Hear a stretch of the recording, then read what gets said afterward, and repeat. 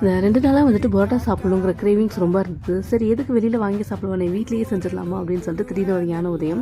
அதுக்காக மதியம் 2 மணிக்கே வந்துட்டு மாவெல்லாம் பிசைஞ்சு வச்சுட்டு செய்கிறதுக்கு 2 மணி நேரத்துக்கு முன்னாடி இந்த மாதிரி முருட்டி அதை நல்லா ஊற வச்சாச்சு. எண்ணெய் வந்து கொஞ்சம் நிறையா தான் செலவாகும். அதுக்கு என்ன பண்ண முடியும், டேஸ்ட்டாக சாப்பிட்ணுன்னா ஏதாவது செலவழிச்சு தானே ஆகணும். ஓகே, சின்ன பிள்ளைலாம் வந்துட்டு என்னென்னா அப்பா வந்துட்டு ஏதாவது ஒரு சண்டே வந்துட்டு பரோட்டா போட்டு கொடுப்பாங்க. அன்றைக்கி வந்துட்டு அம்மா வந்து சிக்கன் கிரேவி வச்சுருப்பாங்க.